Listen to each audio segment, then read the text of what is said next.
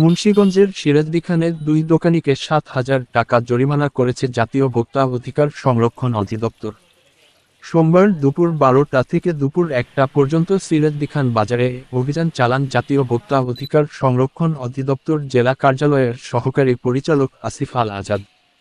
তিনি বলেন, শেখ শাহজামালের মুদি দোকানে প্রদত্ত মূল্যের বিনিময়ে প্রতিশ্রুত পণ্য বা সেবা যথাযথভাবে বিক্রি বা সরবরাহ না করায় ৫,০০০ টাকা এবং সজীব ব্যাপারীর খাবার হোটেলে অবৈধ প্রক্রিয়ায় পণ্য উৎপাদন বা প্রক্রিয়াকরণের কারণে ২,০০০ সহ মোট ৭,০০০ টাকা জরিমানা করা হয়।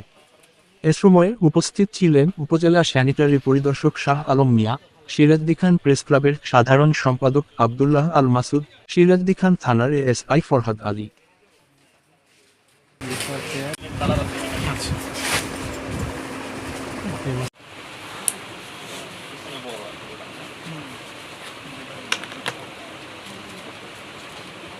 জিরা কত টাকা কেজি এখন?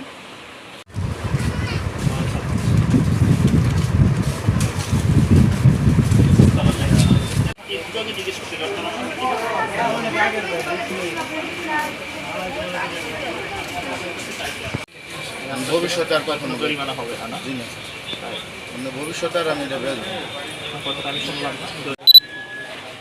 কিন্তু যেটা লেখা আছে ইন্ডাস্ট্রিয়াল কালার, এগুলো বার্নিশ করার সময় ব্যবহার করা হয়, লিভার নষ্ট করতে পারে। কাপড়ের জন্য ব্যবহার, এগুলো কাপড় ডাই করে।